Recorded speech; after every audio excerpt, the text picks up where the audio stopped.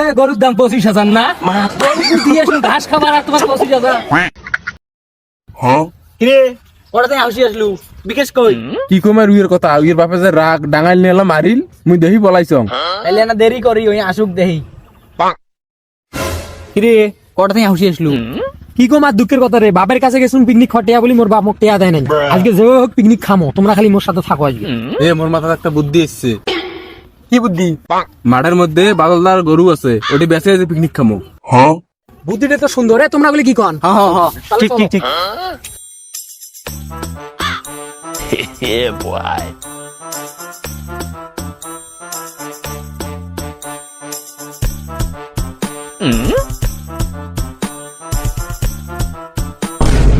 কিরে গরু ধরি কটা চান